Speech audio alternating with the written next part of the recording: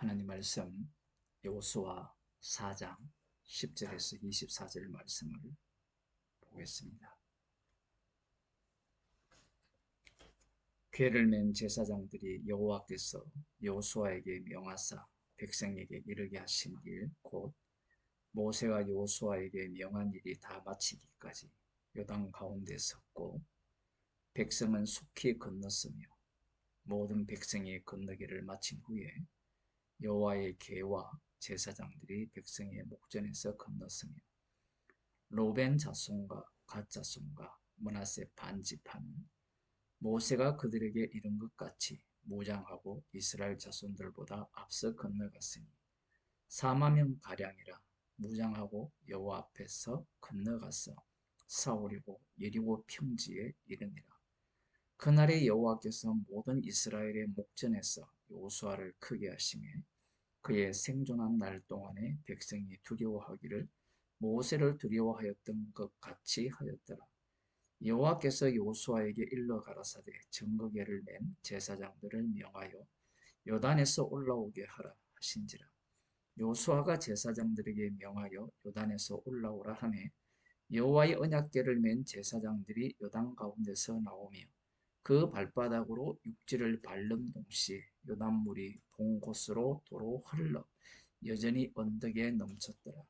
정월 10일에 백성이 요단에서 올라와서 여리고 동편지경 길갈에 진침해 여호수아가 그 요단에서 가져온 12돌을 길갈에 세우고 이스라엘 자손들에게 일러 가로되 후일에 너희 자손이 그 아비에게 묻기를 이 돌은 무슨 뜻이냐 하거든 너희는 자손에게 알게 하여 이르기를 이스라엘이 마른 땅을 밟고 이 요단을 건넜음이라.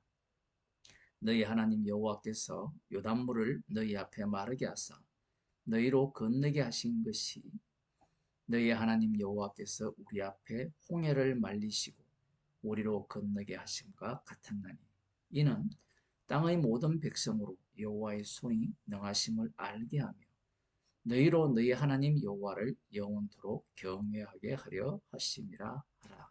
아멘.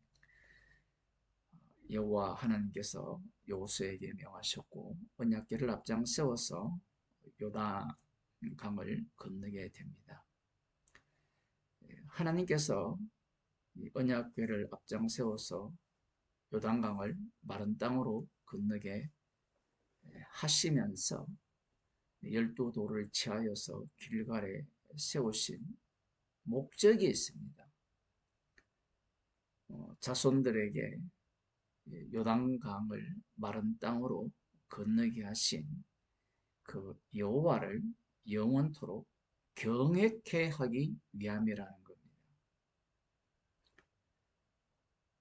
홍해를 말리우시고 우리로 건너게 하심과 같았나니 이렇게 말씀하고 있어요. 24절에 보면 이는 땅의 모든 백성으로 여호와의 손이 능하심을 알게 하며 출애굽기 7장 3절을 보겠습니다.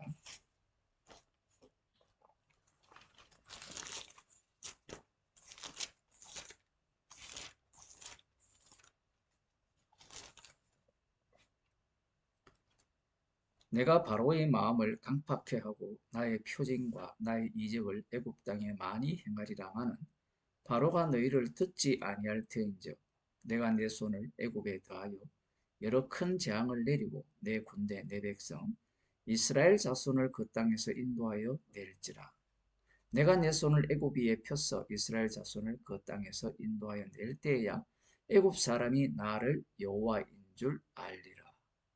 여호와 하나님께서 강한 손으로 이스라엘 자손들을 구출해내실 때 애굽 사람이 여호와인 줄 알리라고 하셨어요. 애굽 사람 중에 누가 알았습니까? 하나님의 말씀이 참 어려운 게 이런 대목이에요. 여호와인 줄 알았으면 바로 왕이 회개하고 하나님을 믿어야 되잖아요. 그런데 그렇게 하지 않습니다. 애굽 사람으로 말미암아 여호와임을 알게 하는 방식은 홍해 바다에 그들을 수장시키는 방식이에요.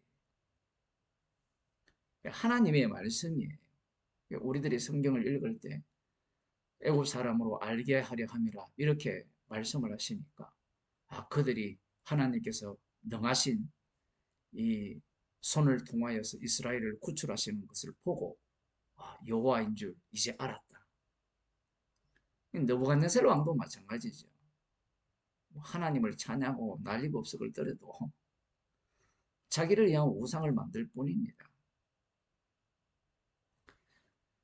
14장 2절을 보면 출애굽기 14장 2절을 보겠습니다.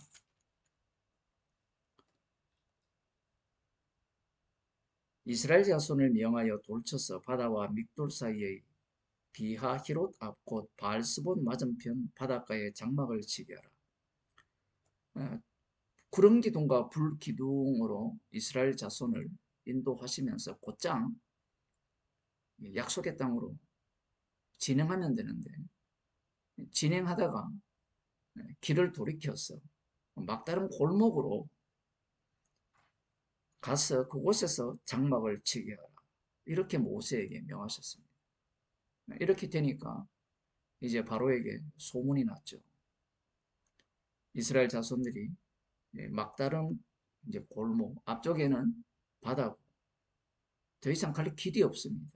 그래서 이 바로가 그들의 뒤를 따르게 되죠. 3절에 보면 바로가 이스라엘 자손에 대하여 말하기를 그들이 그 땅에서 아득하여 광야에 갇힌 바 되었다 할지라. 하나님께서 작전을 펴신 거예요. 내가 바로의 마음을 강팍케 한즉 바로가 그들의 뒤를 따르리니 내가 그와 그 온 군대를 인하여 영광을 얻어 애굽 사람으로 나를 여호와인 줄 알게 하리라. 하나님께서 이 방식을 취하시는데 문제는 이스라엘 자손들입니다. 그 앞쪽에는 홍해 바다가 있고 뒤쪽에는 바로의 군대가 쫓아오니까 이스라엘 자손이 8절 하반절에 보면 이스라엘 자손이 담대히 나갔습니다. 애굽 사람들과 바로의 말들 병거들과 그 마병과 그 군대가 그들의 뒤를 따라 바알스본 맞은편 비하히롯 곁 해변 그 장막 친데 미치니라. 바로가 가까이 올 때에 이스라엘 자손이 눈을 들어 본즉 애굽 사람들이 자기 뒤에 미친지라. 이스라엘 자손이 심히 두려워하여 여호와께 부르짖고 그들이 또 모세에게 이르되 애굽에 매장지가 없으므로 당신이 우리를 이끌어내어 이 광야에서 죽게 하느냐. 이 바로의 마음을 강팍해 했는데 바로의 군대가 쫓아오니까 이스라엘 마음이 강팍한 겁니다. 애굽에서 여호와 하나님께서 이적과 기사로 이스라엘 백성들을 구출을 하셨잖아요. 그것을 보면 하나님의 손이 얼마나 강하신가를, 능하신가를 알아야 되죠. 눈으로 보고 알아도 소용없어요. 여호와를 경외해야 되는데 경외하기는커녕 막다른 골목에 몰리니까 하나님은 원망하지 못하고 모세를 원망하죠. 모세를 원망했다는 것은 여호와 하나님을 원망했다는 겁니다. 홍해 바다를 건너서 이제 약속의 땅을 향하게 되는데 이들이 과연 이 엄청난 사건, 바로의 군대가 홍해에 몰살당하는 그 사건을 보면서 여호와를 찬양하면서 여호와는 용사시라 하면서 그렇게 불렀던 그들이 이 정탐꾼을 통하여서 보고되어진 그 상황에 대해서 어떤 태도를 취합니까? 하나님의 능하신 손을 경험을 했고 홍해 바다를 건넜잖아요. 그러면 여호와를 영원히 경외하도록 하기 위함이라고 말씀을 하셨거든요. 그런데 경외하기는커녕 40년 광야 생활 동안 이들이 계속해서 하나님을 시험하죠. 시험하고 시험해서 하나님이 행하신 일을 보게 되었다. 이렇게 이제 사도행전에서도 말씀하시고요. 히브리서에도 말씀하는데 하나님이 어떻게 행하셨습니까? 그들을 진멸했죠. 그러니 오늘 본문을 볼 때 홍해를 말리시고 우리로 건너게 하신 것 같았나니 이 말씀을 빼고 읽게 되면 어떻게 읽겠습니까? 이후에 이렇게 하신 것은 하나님의 손이 여호와의 손이 능하심을 알게 하여 모든 백성으로 알게 하는 것이고 이스라엘 백성들로 하여금 여호와를 영원토록 경외하게 하기 위해서 요단강을 마른 땅으로 건너게 하시고 이 길갈에 12돌을 세우게 하셨다. 이렇게 적용을 해요. 목사들이나 신학자들이 성경을 읽을 때 얼마나 충성되게 읽는가 하면 말씀대로 믿어버려요. 앞뒤 사건을 다 빼버립니다. 그래서 오늘 본문 같은 경우에는 하나님의 능하신 손이 모든 백성으로 능하심을 알게 하였다. 앞서 정탐꾼이 여리고성에 들어갔을 때 알기는 알았죠. 알기는 알았는데 이 기생 라합만이 그 말씀 속으로 합류를 해요. 여리고성에 사는 다른 사람들은 알아도 합류하지 않습니다. 광야 40년 동안 여호와의 손이 능하심을 안 이스라엘 백성들은 어떻습니까? 알아도 불평, 불만, 오망이죠. 여호와 경외하지 않습니다. 이 본문을 보면서 여호와의 능하심을 알게 하고 이스라엘 자손들이 여호와 하나님을 영원토록 경외하게 하기 위해서 이 요단 강을 마른 땅으로 건너게 하신 그 정건물 12돌을 세우게 하셨다. 그래서 우리들은 개혁주의자들은 이렇게 말하거든요. 하나님 중심의 신앙생활을 해야 되고 하나님께 영광 돌리는 신앙생활을 해야 되고 하나님의 능하심을 믿고 살아야 된다. 이렇게 적용을 합니다. 아마 대부분 이런 설교를 들었을 겁니다. 그런데 그렇게 설교한 자들이 바리새인과 서기관입니다.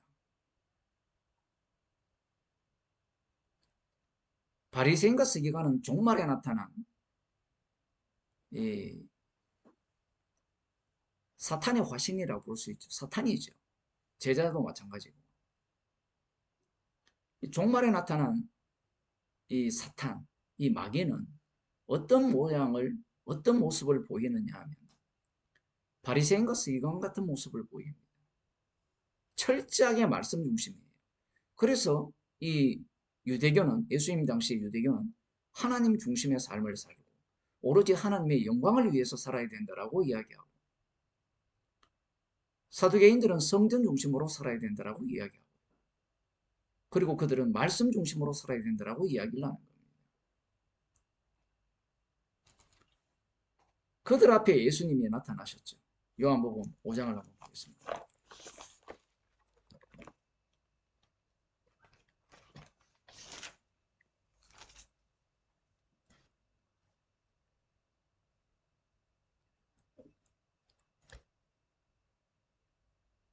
18절을 보면 유대인들이 이를 인하여 더욱 예수를 죽이고자 하니 이는 안식일만 범할 뿐 아니라 하나님을 자기의 친아버지라 하여 자기를 하나님과 동등으로 삼으심이니라.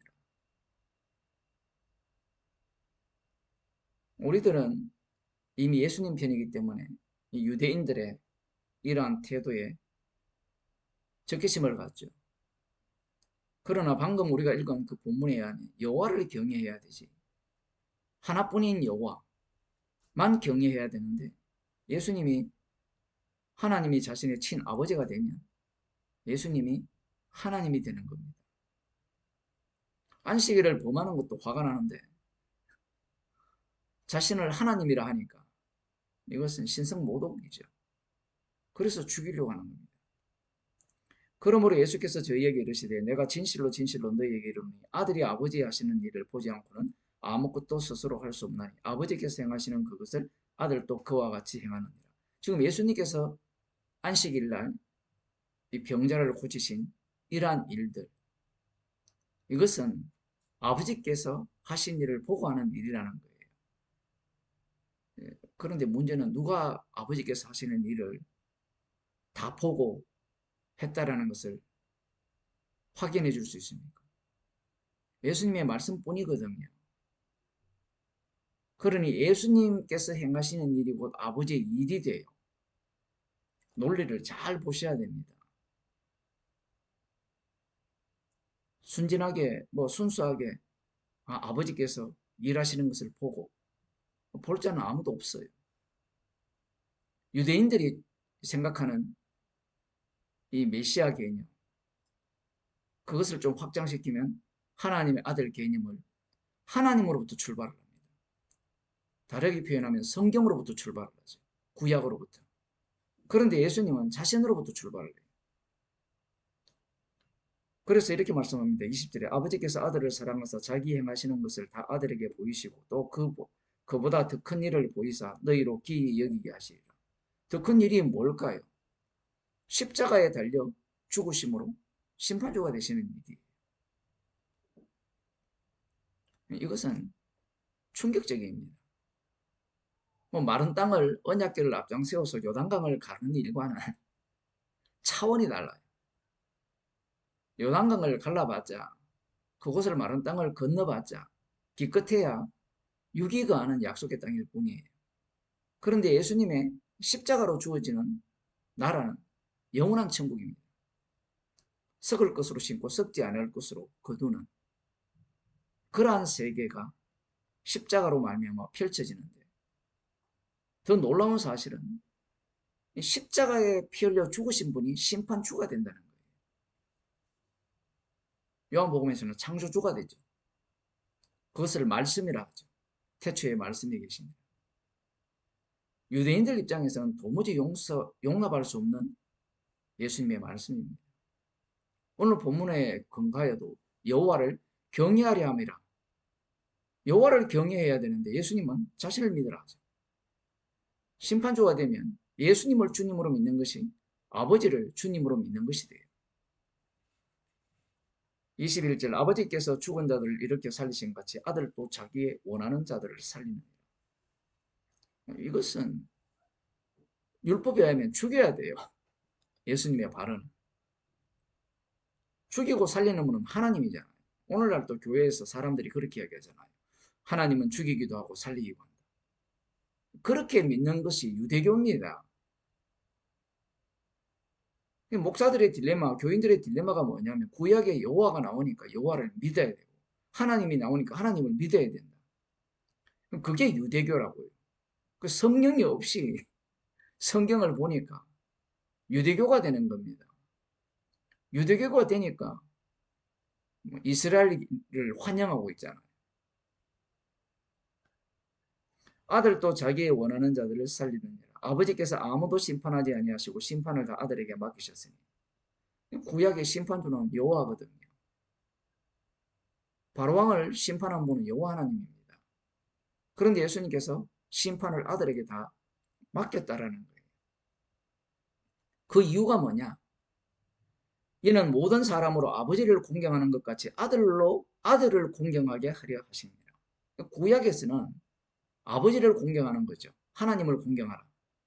여호와를 경외하는 것이 구약에서 말씀하시는 핵심이죠. 오늘 본문에서도 여호와를 영원히 경외케 하려 합니다. 그런데 예수님이 오심으로 말미암아 그 경외가 누구에게로 바뀌느냐 하면 예수님께로 바뀐다는 겁니다. 그러면 아버지 공경이 사라지느냐? 사라지는 것이 아니라 아버지 공경으로 출발한 그 공경이 부정당하고 아들을 공경을 함으로 말미암아 진짜 아버지를 공경케 되는 거예요. 그 방식은 예수님을 믿는 방식이에요. 그게 23절에 나옵니다. 이는 모든 사람으로 아버지를 공경하는 것 같이 아들을 공경하게 하려 하심이라. 아들을 공경치 아니하는 자는 그를 보내신 아버지를 공경치 아니하느니라. 논리를 다시 잘 보셔야 됩니다. 아들을 공경치 아니하는 자는 아버지를 공경치 않는다라는 거예요. 예수님만 믿으면 돼요. 그게 하나님께 영광이 돼요. 그런데 이 신학자들은 하나님께 영광을 돌리자라고 주장을 해요. 왜 그러냐면 그들 머릿속에는 성부, 성자, 성령 개념이 들어있어요. 분명히 계시죠. 그런데 성부는 아들을 통해 영광을 받아요. 그러면 예수님만 믿으면 되잖아요. 예수 이름 외에는 구원을 얻을 만한 이름을 준 적이 없다 했거든요. 그것이 하나님께 영광이 됩니다.